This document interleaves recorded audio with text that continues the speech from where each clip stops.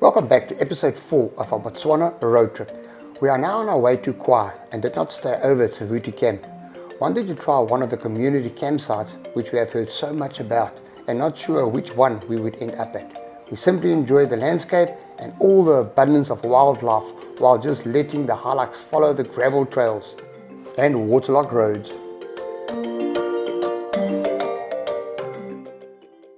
The magic of this place is just unparalleled, uniquely spontaneous, and will leave you in awe to say the least.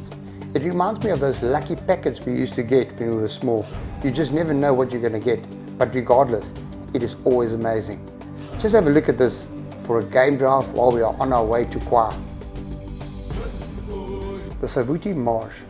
This place is truly paradise, and I can only imagine what it must look like in the dry season when the animals are all trying to get their fair share of water.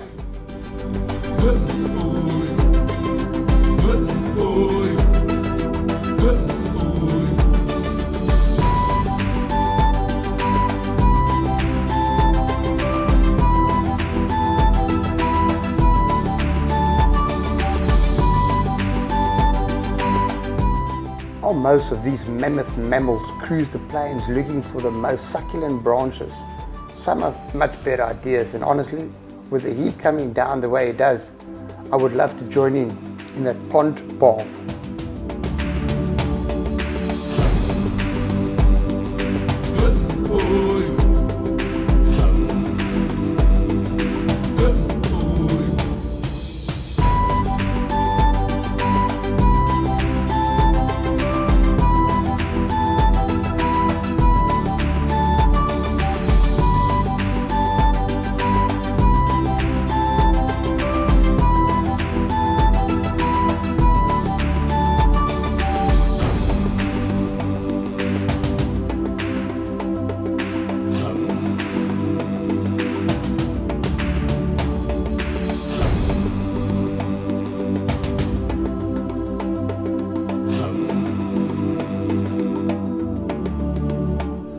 So we've reached Mababe gate, the last gate exiting the Chobe National Park.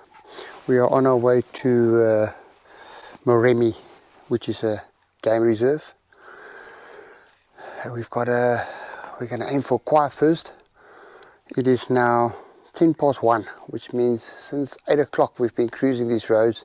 Some places like 20 km an hour. It's been really slow going, but not too bad. We've had quite a bit of waterlogged roads that we had to get through.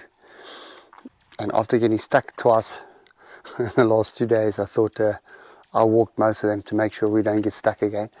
But yeah, it's been a spectacular day here so far. So we're going to go to Khwai and look for one of the community camps, closest possible to the river. I think we've got about an hour or so. They reckon that's to Khwai. And then, yeah, we'll see what it's like from there. It's the Okavango Delta. This is the entry here by Khwai.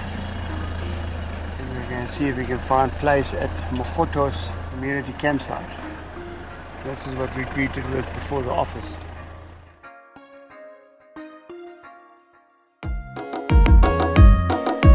Mogotho campsites, there's plenty here. You don't have to book here. Obviously we come out of season, but they have got so many and they're all scattered, so they're very private. We've been driving around today and I have come across a couple of people that have set up here. There's a few scattered ablutions all over. There is a very much broken down braai area. I didn't see many braai areas with the other campsites. This is campsite number 1.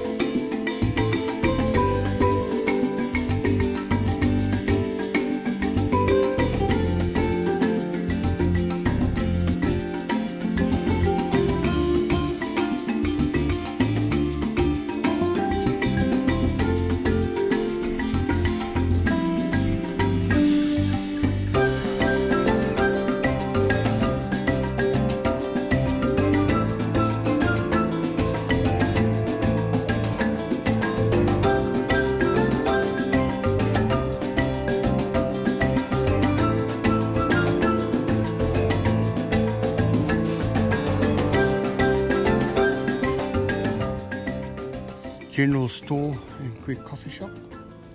Afro Villa.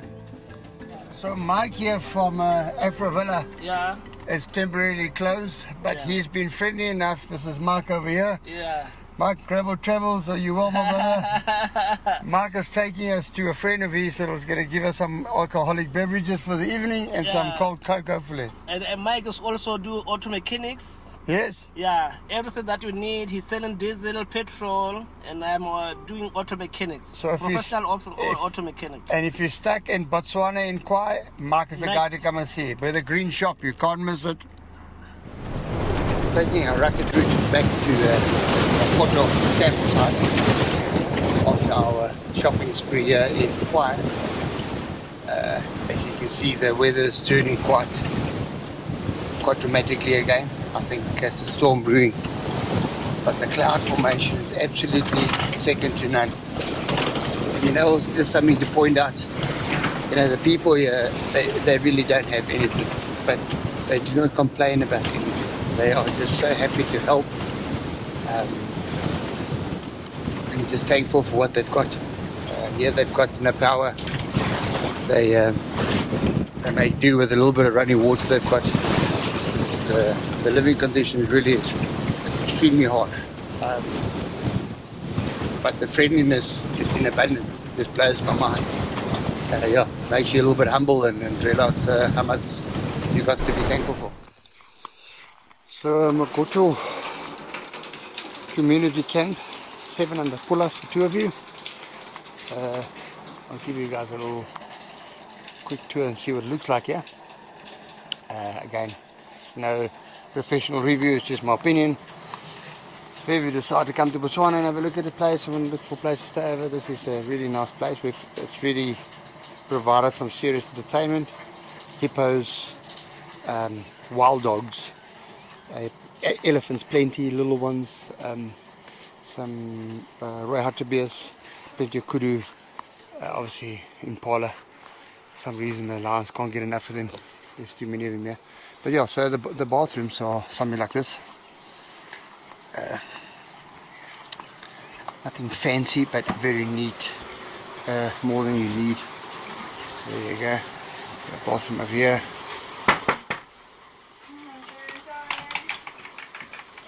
And then a shower over this side. Somebody ran away so quickly, I even left their glasses behind.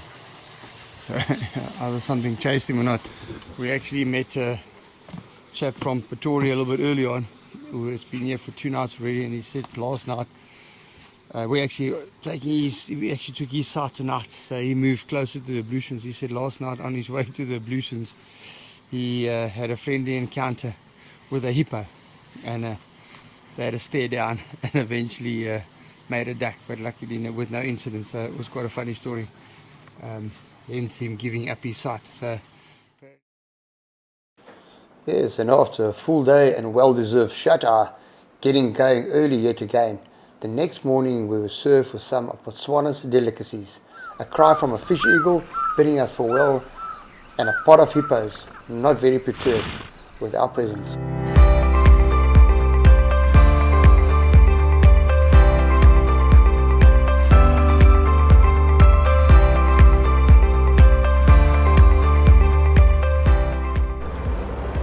Approaching Kakanaka Gate after a good 2-hour drive, I would say, but we have had a couple of stops.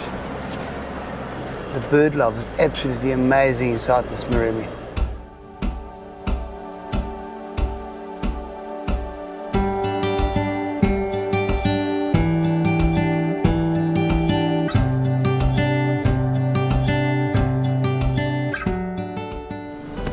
So it's 5 o'clock and we've reached the 3rd bridge. So I've been looking to forever to go over this bridge.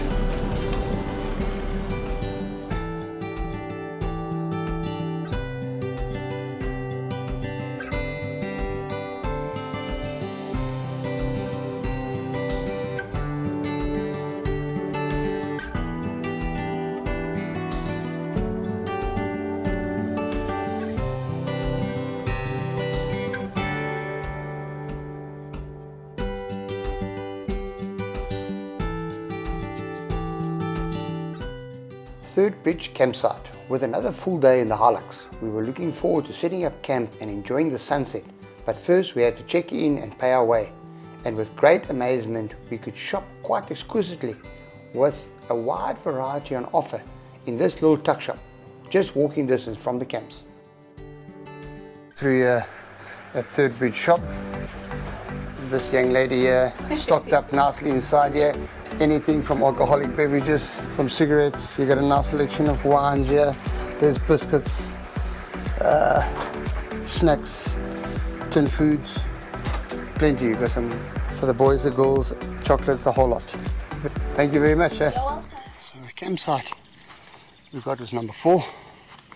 There's a quick little setup here. They're all very private. Number 1 and number 2 are not so private. They are very overlooking each other, nothing in between them. So if you're a group or something like that, that's what I would go for, 1 or 2. But this is our, much of a view here. We do hear the hippos not far on our right, looking forward out over this marshlands. Here's a briar, we've got a fire pit, and you've got a water point. So all in all, fairly level grounds. Very happy, lots of bird life around us, and we've had a long and hard day.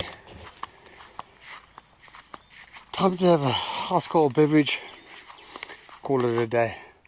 It is now 6 o'clock and we've been pretty much again on the go for 12 solid hours, most of it which is on the road. So the camp we've got is under our first ever sausage tree. Look at that.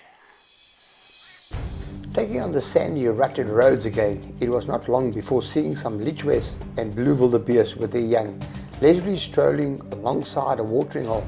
But then, in the middle of the road, these 2 kings were so lazy and not interested in moving off the jeep track, giving us plenty of time to admire these magnificent creatures.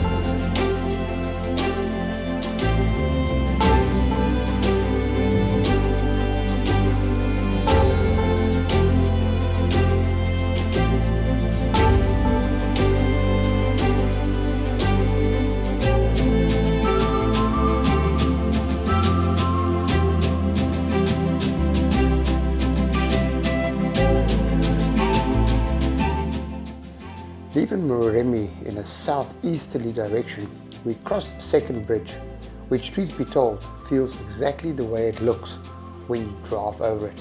Very, very dodgy. But then again, this too added some flavour to this trip. And talking about flavour, with our tummies grumbling, it was time for a snack, and we found just the perfect tree for a midday break.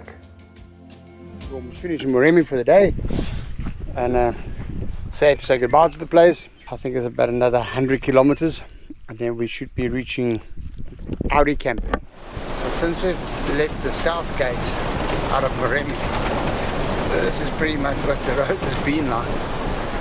So Chobe, this is pretty much the first time we are seeing a bit of tar since the 31st of December. And even though we're back on the tar road, it feels like we are back in the Eastern Cape with the potholes popping up far worse than the last 4 days with the corrugated deep sand tracks and muddy waterlogged holes that we had to cross. So yeah, we've reached Audi Camp. Here you go, just outside of Maun.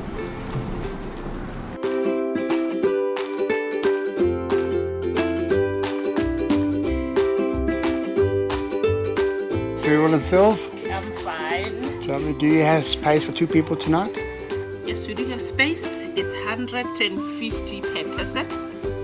All the campsites pretty much got lots of shade. If you do want a plug point, a site with a plug point, that's an extra 80 puller. There's plenty of campsites here. Like I said, once again, we did not book here. I do recommend you book. You know, we don't like to book normally, but then again, we don't mind making alternative arrangements. So there's plenty of accommodation around here, even just driving to Maun, which is only like 12 kilometers from here.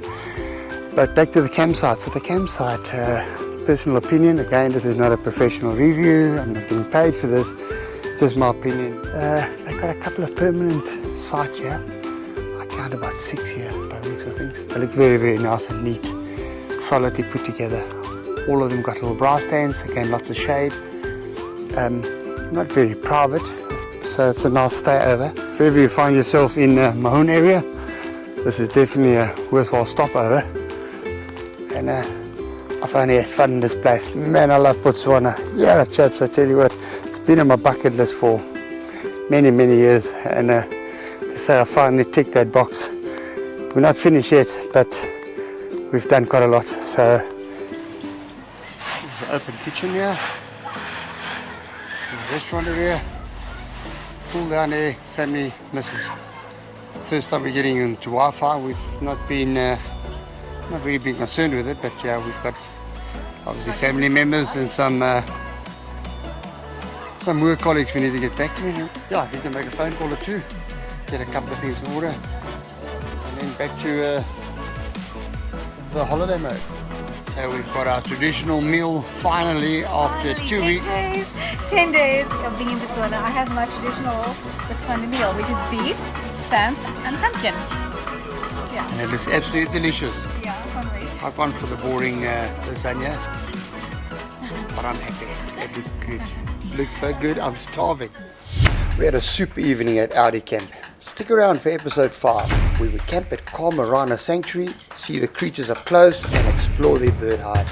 Thanks for watching, guys. See you soon.